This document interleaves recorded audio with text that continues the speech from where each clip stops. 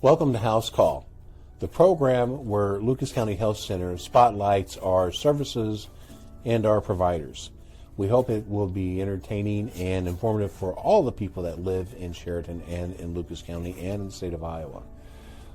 Today I have with me Joni Hannon. Hi, Joni. Hi. Joni is our CNO, and you've been in this role roughly, 3 months, 4 months? 3 months. Congratulations. Thank you. Let's, why don't you just go and just tell us a little about yourself and how did you find your way to Lucas County Health Center? Okay. So I have been a nurse for roughly 16 years. I spent the majority of my career at Pella Regional Health Center in their surgical services department. About 2 years ago, the general surgeon who was here at the time, Dr. Thompson, reached out to me and asked if I would be interested in possibly joining the team at Lucas County Health Center. We'd worked together previously. So at that time, I accepted the role of surgical services manager and have been here since. So you have experience in surgical services and, operating room and so on and so forth. So why don't you tell us about what kind of services do we do here at Lucas County Health Center? Well, here at Lucas County Health Center, we provide a wide variety of specialists who come to our facility and do surgery. Those specialties include general surgery, urology, gynecology, orthopedics, podiatry. We have an eye surgeon who comes, as well as an ENT surgeon who comes. And we also provide pain management services through our CRNAs, who are our nurse anesthetists who work for us. We have a lot of services here. We do. Which is, I think a lot of folks really don't really know that. And so we do provide a wide variety of services. So, the one thing that I hear is people are not really sure, the process of, what does a day look like? If I'm coming to get a procedure done, what does that look like? And they kind of want us to walk them through that. So, just so happens we got Konrad a couple days ago to kind of show us what the process is from the time someone comes through the door until the time they, kind of go out the door. So I think we're going to go ahead and watch that video now. Hey, Konrad. Good morning, Brian. How you doing today?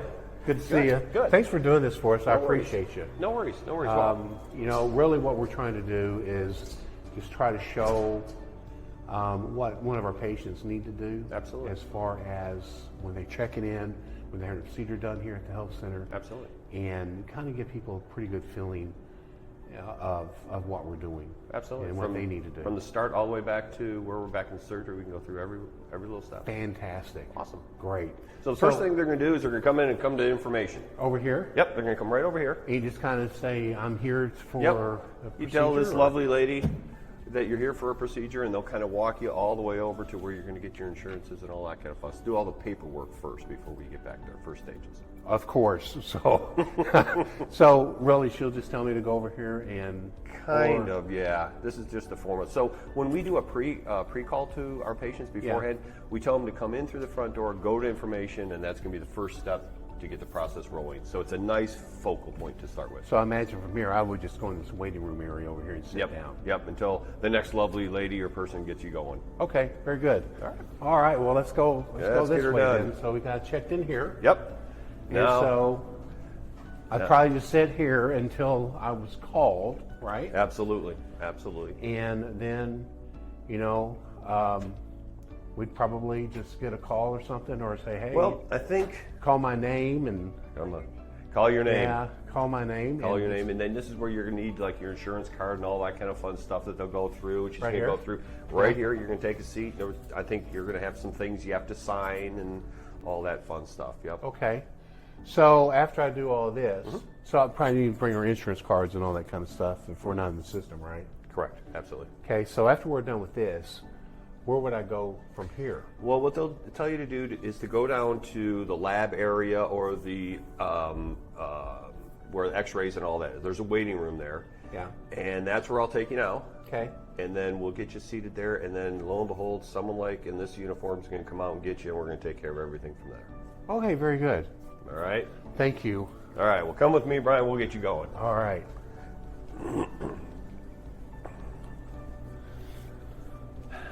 So as you go through the hospital, you're actually going to see a ton of stuff also here. So all of your providers are going to be on your left, a lot of them, your specialty clinic and all that fun stuff. But you're just going to go all the way down this hallway.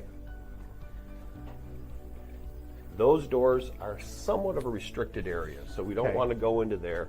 You're going to see the waiting room on your right-hand side, and we usually have a volunteer service there. So if you're real early in the morning, sometimes they're not there yet. So we just left. We've got you logged in. You're on our chart. We can actually physically see you on our screen, and you've turned a color purple. So I know that you're somewhere between admitting and us coming out here to get you for surgery. At this point, beforehand, let me just back up a second. Beforehand, we've already called you. So we already know that you're going to have a driver for you, which is imperative because the vast majority of the procedures that you'll have here, we need to have someone drive you home. Typically, it's not because of the actual procedure, it's because of anesthesia. So for that day, they say no driving at all. So when you come down here, the patient and the driver and family, whatever, come in here and sit. And this is where we kind of come out through that door. We'll make sure everything is copacetic, good with the family, show them where, the cafeteria is if they want coffee, watch a lot of TV, get them all set. And then next section is where we're going to take you back there. Okay. We talked about HIPAA too at some point in time. And, for folks that know that or don't know that, HIPAA is one of those requirements that we are required to protect the health information of all of our patients. 100%. Right? Yep. And we don't share anything with anyone unless the patient designates somebody that we can talk to. They just sign something? Yeah, I'm glad you brought that up because right here, we don't want those conversations. Those conversations are the private information of their medical history. Right. We'll typically do that behind that door when we get back in there that we can kind of show you. But if you do have a situation where the family wants to know after or before, we can arrange that, either having them come back there, which I'm going to be honest, we try to not do that too much because it can get busy and it can get real kind of too much going on back there. After the procedure, we can go into the post and kind of the doctor can go through and that type, any kind of post-surgical or procedure they can do in that room right there. We don't want any information that's private out here in this room. Sure. And I'm being honest. There's a lot of times we come out here and I'll say, "Hey, the patient is done. Why don't you go get the car?" All that kind of fun stuff. And the first thing, and it's human nature, will be, "How'd it go? Did you find anything?" And you have to be firm but polite and say, "I'd love to share it to you. They can talk to you maybe in the car about it, but we can't do that." And the vast majority of the people are fine with it. Sure. Yeah, but none of that happens out here. So, I don't know what happens if I don't have anybody drive me home. That is a problem. Yeah. That is a problem. So we can arrange some things through our volunteer services. I know there is ride share and that type of stuff, which is an option. We've actually done a lot of other creative things to make that happen. Sure. But typically when those creative situations happen, it's not the day of sitting there. We know about it with the phone calls before. That phone call the day before is imperative to make everything go smoothly. Got it. Not only for rides, but medications and what to do and what not to do, which we can get into more that will happen through this door. Got it. Yeah. So if no one's sitting at the desk, if we don't have a volunteer sitting at the desk when a patient checks in, you just sit down and they just know. Absolutely. That we know you're here. You know you're here. You're going to come and get them anyway. Absolutely. So the volunteer really doesn't have to notify anybody or anything like that. Nope. It's just that they're just kind of answering questions or stuff for patients if they have questions. Yep. Nope. It's all done on the screen. It's all done, through the computer. We know when we get back into this room, you're going to see our computers and how we kind of do that Very good. Okay. Kind of. So now what? Now what? You're coming to get me. I'm coming to get you. And the first thing I'm going to do is make sure you have a driver. Yep. I want to make sure he's taken care of, or they're taken care of, and I want to make sure that they're going to be here when we're done. And if they're not, I'm going to take their phone number. So as soon as you're out of your procedure, I can call. Okay. All of that, we can go through this door. Let's do it. All right. I'll have you go first, Brian. Thank you. Yep. We're going to hang a left, and we're going to hang a right. And this is typically when I will start asking some more personal questions. We'll come right through here. Okay. Typically right here, this at the moment we don't have any patients. We do have some coming, we will have another nurse here. Typically, it's Chelsea. Chelsea and I work a lot together right here. But right here's where I'm going to start asking you personal questions.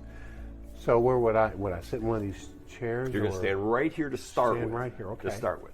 And I'm going to ask you first and foremost, what are we doing for you today? Okay. So I want to make sure we're on the same page. Sure. All right. And once you let me know what you're doing, and a lot of times you get the question back, well, you're doing the surgery, why don't you know? I want to make sure we know. All right. Right. What leg is it? What foot is it? Sure. All that stuff. And then I'm going to start going into if you're allergic to any medications. I want to make sure that anything that we're going to give you, we're not going to have an adverse reaction to it. Mm-hmm. Outside of that, I'm going to start asking a lot of questions like, do you wear glasses? Do you have hearing aids? Do you have artificial teeth? Do you have anything metal on your body? BBs, bullets, hips, screws, plates, anything like that. Because in some of these procedures, we can do cautery, and we want to make sure that we're prepared for that. Okay. After that, really important thing, and a lot of these things we've covered in our pre-call, is when's the last time you ate? Mm-hmm. When's the last time you drank? If it's a procedure like a scope procedure, we want to know what prep you have. Mm-hmm. What does maybe your stools look like, or all these informational things. Once we get all of that medical personal information done, then we're going to go over to your chair and we're going to have you get into a gown, depending on the procedure, what we can have under that gown on, and then start doing your vitals, start doing an assessment to make sure you don't have any kind of murmurs or heart rhythms and all that kind of fun stuff. So we have a base level of your health before we go on and give you anesthesia and do the procedure. Okay. Okay. So I would just go over here and sit down. Absolutely. And so after we get that personal information, most likely I'm going to tell you that gown ties in the back, everything off underneath it. Okay. I'm going to shut the curtain. I'll be right here. I'm probably going to ask some questions through the curtain as we go. As soon as you're ready, let me know. I'll open up the curtain. I'll put your socks on. We do have, everybody's pretty familiar with a lot of this stuff. Yeah. For your blood pressure, but we do have this, and this is telemetry. This is so during your procedure we can monitor your heart rate and all that stuff. This is really for anesthesia, right, more than anything else, because they're managing your health outside of the actual whatever we're doing for you. Got it. So we'll put all this stuff on beforehand. Probably the highest anxiety thing that these patients come in with is not the procedure, it's not the surgery or whatever, it's the IV. So typically I'm sitting here doing their IV, and I'm not going to lie, joking, trying to lighten it up, do everything I can so they don't think that the needle's going into their vein. I understand, yeah. So once the IV's in, you can almost see like people are like, okay, I can do this most of the time. So IV's in, we'll get some fluids going because almost all your patients will not have any food or drink before midnight or after midnight. Sure. Some of them, depending on the procedure, won't have it for if you're doing a lower scope or something like that. They can be a little dehydrated. So we're going to start fluids with them. And also that's going to be the access for anesthesia to give you any kind of medication that they need to make you comfortable during your procedure. And that varies depending on what the procedure is. Correct. That's the access point, and that's why we really need the IV more than anything else. Right. Yep. Right. So, okay, I'm sitting here now, IV's going. Yep. You've pretty much done most of gain all the information that you need. Yes. So what happens next? I forgot one other important thing. Okay. One other important thing is in between I got all your personal information and you getting ready is when we sit down, we sign consents. Right. So one of the first things I asked you is, what are we doing today? So we're both on the same page. The other thing is I need to get that in writing. And when typically with the procedure, I'll say the doctor's coming in beforehand. He'll go through, answer any questions you have, and he might have some for you. It's the same thing with anesthesia. He'll have some questions for you because I have two consents, one for the procedure and one for anesthesia. And we go through all of that, make sure they're comfortable with it, they sign, and then when the doctor comes in, we'll reiterate it and he'll sign it. Okay. So there'll be three signatures. There'll be the patient, the witness is me that the patient signed it, and the doctor, provider that's doing the procedure. Okay. Then we go into starting the IVs and all that kind of fun stuff. So it sounds like that we're very, I don't know what the right word is, that we're very ensured that both the patient and our healthcare providers understand exactly what's going on, how it's going to be done, and absolutely. I mean, in order to get that comfort level, they need to know the process. Sure. Nothing. I mean, even in life, that's kind of how it is. But especially when you're talking about your healthcare, they want to know what's coming next, what is this used for, and what can I expect afterwards. Got it. So we try to the best you can encapsulate that. At the same time, when they're out there with the family, I try to also give them a ground rule of like, listen, it's going to be 2 hours before you see your patient, because we have to go to PACU. Let's say that this patient is having a podiatry case or taking their gallbladder out or something like that. There's PACU, which is post-anesthesia care. That's going to add time into when the family will see the patient. Well, if you preload them with the concept of saying it's going to be 2 hours, and maybe cheat a little bit, maybe it's 2.5, they're not wondering what's going on. Their comfort level is better because they have an expectation. We try to do that same thing with the patient. Give them all the information so they're not hit by anything that, like a blindside, that we're not aware of at that time. So by giving the information, by giving folks that knowledge, it kind of reduces the anxiety. 100%. Got it. 100%. One of the things that, like I said, the IV is usually a pretty big anxiety thing. And when I come up and they see they see the tourniquet and all that kind of stuff, you see heart rate goes up and all that kind of fun stuff. Yeah. And I'll look at it and say, I don't have a needle out. They're on me, but I'm just looking.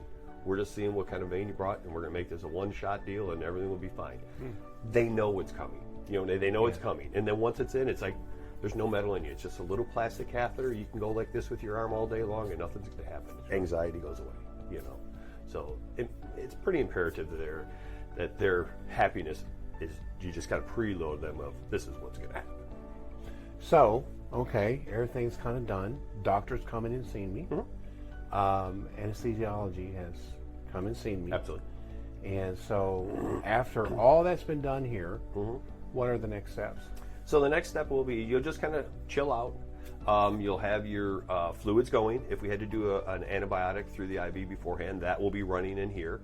And then our OR nurse, our circulator, will come in, grab the chart, reiterate right person, right procedure, all those R's that we learn as a nurse.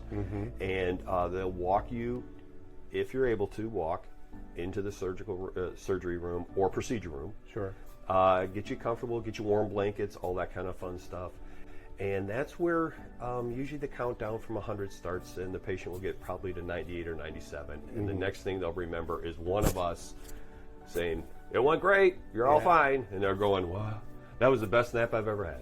Well, it sounds like there's a lot of safeguards put in place for our procedures. There is 100%. There's a lot of them. So Good. Well, that's important. Yep. Very important.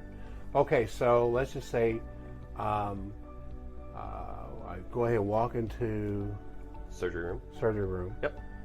And and that can be a second part of anxiety. Here at Lucas County, we do pediatrics. A lot of times we carry those kids in. yeah. We try to do everything we can. We have a wagon. We'll bring stuffed animals. We'll do all these things to keep it as positive experience, whether they're 9 or 90.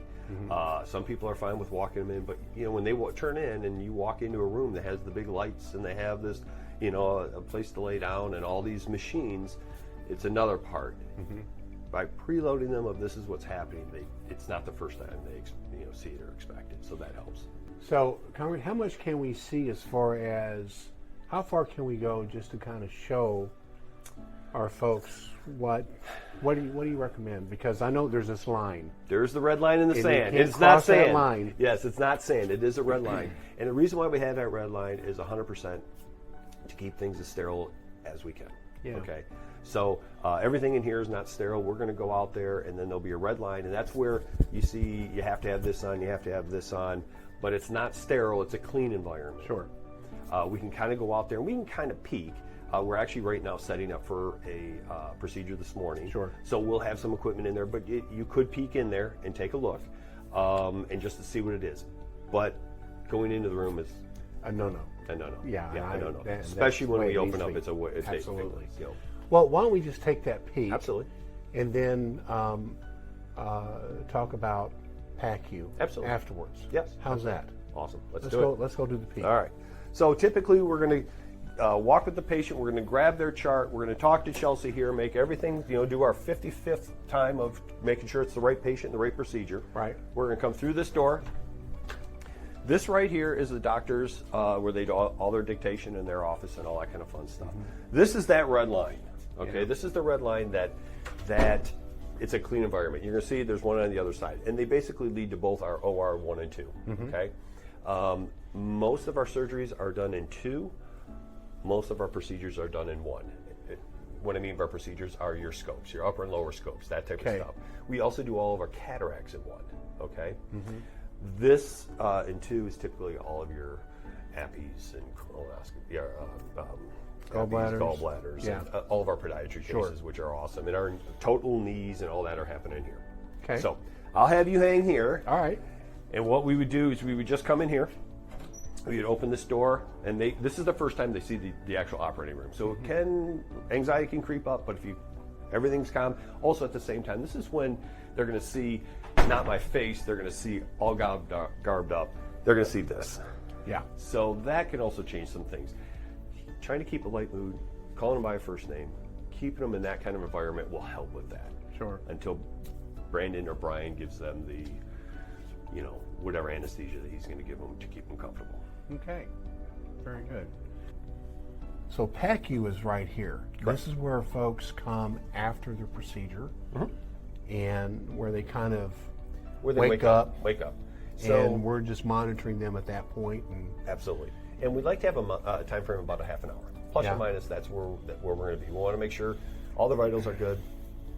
They can still be drowsy when they come back here, but we want them to be able to answer all their questions, and there's no vital issues at all. Sure. And then after that, roughly half an hour, depending on the procedure, they either come back to where we started in same day, or if it's a procedure where they're going to spend the night or go into observation, this is where we'll give the floor nurses a call, go through turnover and all that kind of fun stuff, and we'll actually go a different way out to the floor. so when they go to PACU, is this where, whoever the driver is or whoever is waiting for, or family? Absolutely not. When do we talk to family? So typically what happens is when they are done with the surgery and they're going into PACU, the doctor will come out, ask where the family's at. If they're going to be admitted or in observation on the floor, we'll give the doctor. We've already taken the family to that room so they can be in the room and watch TV and introduced to the floor nurse. We'll tell them what room they're at. If they are in where their waiting room, we'll tell them where they're at, and the doctor will go out and discuss how the procedure went and any kind of issues and that stuff. It's also a good time during that is where we're going to send any kind of post-op medications to their pharmacy. Okay. That's a big thing. So you know where my pharmacy is and where I usually do business with whatever pharmacy. Yep. Yeah, so typically you just say, and Sheridan, a lot of people are Hy-Vee Sheraton, and typically that's all they have to say, and it is all through the computer sent to Hy-Vee, and typically it's ready. By the time they leave here and they're driving down the road, it's already ready to be picked up at the pharmacy. Okay. So I'm ready to go home. What happens from there? Because I'm still in PACU. You're in PACU. When I'm ready to go home. Yep. So what do we do from there? So the same nurses will come back and we'll come right back through same day. And if you're in our pod 5, we'll bring you right back to pod 5 here. We'll get you in the chair. Okay. And typically at this point, we'll keep your fluids going and we will get you something to drink. That's our first thing. Typically in PACU, if you're in PACU, we'll get you a little water, but this is where we want you to be more awake, drinking. Some people have like a cracker or something like that. We'll bring family in here at that point to help them get ready to dress and all that kind of fun stuff. Typically it's Chelsea. Chelsea's the go-to person, especially for discharging and all that kind of fun stuff. She'll come in and she'll go through all the discharge paperwork. And depending on the procedures, like if you're a podiatry case or something like that, there's what you can and can't do, medications, all that kind of stuff. It can get a little bit in depth. That's why having a family member in here, a trusted one. So you do have a family member in here. Typically at the end, Okay. we do. And I'm going to be honest, at the beginning, a lot of times we don't because it will come down to that IV thing. I don't want 2 patients. I understand. I don't want someone that doesn't like IVs all of a sudden on the floor when my patient that I'm having surgery with is fine. Right. But at the end, we'd like to have them in there because the actual patient is coming out of anesthesia, and we want to make sure that someone is hearing exactly what we're saying. Got it. Yep. It's all written down. It doesn't matter. You can call our numbers on there, the doctor's numbers on there, cell phone numbers on there. Everything that has to happen is written down. But when it's time to talk to them, we like to have another set of ears, and that's when we do that. Yep. I understand. And then once they're dressed, everything's copacetic, I will have a conversation, or someone will have a conversation with the driver that's driving them home and the patient. And we have two ways of getting out of this hospital. One is a little bit more private than the other. Okay. It can also be a little bit more, I don't want to say difficult, but it's just different than how they came in. Vast majority of the patients, I'll say 80%, 90% will say, the way I came in is the way I want to go out. Perfect. So I'll take the driver out, go start up the car, get it ready, bring it up to the front of the hospital, have it waiting. We'll take them out in a wheelchair. We always take them out in a wheelchair. If they elect to go out the, I don't want to say the back, as side entrance for whatever reason, for privacy or whatever it is, then I'll kind of instruct them how to get there. There's a little sign, all that kind of fun stuff, and they'll be waiting there, and I will take them out that way. So we're still even thinking about the patient's privacy even after the procedure. 100%. Yeah. 100%. Yep. So really, if I finish, I could go off to the side where it's more private, or I could go out to the front where I actually came in and go out that way, which is a little more public. Yes. So it just depends on the individual. Sure. And also, it's easier for the driver. I drop them off here. It's fine to do this. When you have to about privacy, I mean, talked about living in a town of 5,000 people. In Hy-Vee, I see a lot of patients. I'm sure. And I'll be getting a can of beans or whatever it is, and they'll come up and say, "Hey, dude," and it just cringes. But I just look, I'm like, do I want to talk to you about it? Sure. I can't. I can't. And they respect it because they know at the same time, when your friend's on the other side and they ask, I can't. So privacy is a big thing. Very, very important. I would agree. Yep. Hey, thanks so much for Absolutely. showing us around. Absolutely. I really appreciate this. No worries. I know that, the people that are watching this that have, never really had a procedure done at this health center, at least they have a kind of a good understanding. We have people that were up in Des Moines having stuff done, and they'll come down here and they'll say, first, either we didn't know you did it down here, or secondly, we like it so much more so it's more personable. Yeah. Working at Mercy for a number of years, it is. Yeah. It's 100% more personable. Well, and honestly, that's really one of the most wonderful things about Lucas County Health Center, that it is personal care. And sometimes, in a roundabout way, it's family taking care of family. And 100%. that's really what is so wonderful about this place. Absolutely. Hey, thanks so much. Absolutely. I appreciate you Take so care. much. No And worries. I'll be catching you down on the flip side at some point in time. Sounds good. Well, if you need anything done, we got a chair for you. I hear that. Okay.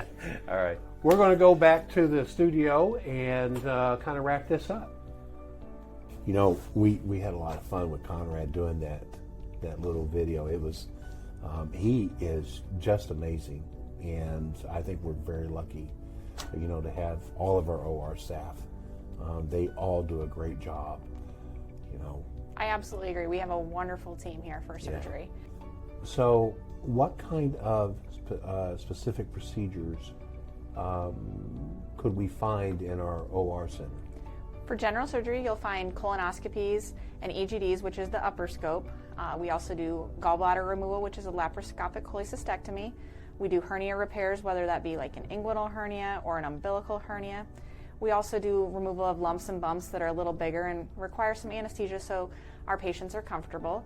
For urology, we do kidney stones. We can help with prostate problems and just check out your bladder and make sure it looks healthy. For our gynecology, we can do tubal ligations, DNCs, which is where women are just having some bleeding and they need a little help to make that stop. For eye surgery, we do cataracts monthly. ENT, we can do tonsils, adenoids, and tube placement. Orthopedics, we do total joint replacements of the knees. We also offer arthroscopies of knees and carpal tunnel releases.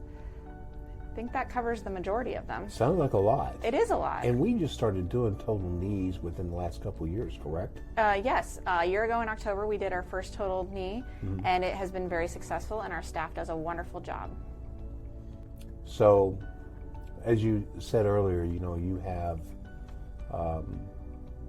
16 years of experience, and most of it's been in surgery, correct? That is correct. So what is your favorite procedure? That's tough. Honestly, probably a big open bowel case. Okay. I like big things that you don't know what you're expecting. Like, it's a challenge, and it's never the exact same, and you don't know what you're going to get. I could see that. Yeah. Actually, I really could. So if people had more questions and they needed more information, how could they get that information? They could call the hospital and ask for the surgical services department, and any one of the staff members back there could answer any questions, or they can go to our website, www.lchcia.com. Very good. So is there anything else that you would like to say about our services here? Our surgical services team is phenomenal. They provide great care. It's a lot of times very one-on-one, so you get a little extra love, is how I'll put it, from our staff, because they aren't as busy as other places. Well, very good. I cannot be more proud of our surgical staff here and all of the different specialists that that come here. We actually do a pretty remarkable job. So there you go. That is today's presentation of House Call presented by Lucas County Health Center. If you liked what you saw today, I would ask you to make sure you get out there and like us on YouTube and also subscribe to our channel. And our goal is to grow our audience by leaps and bounds. So thanks for watching, and we'll see you again next time.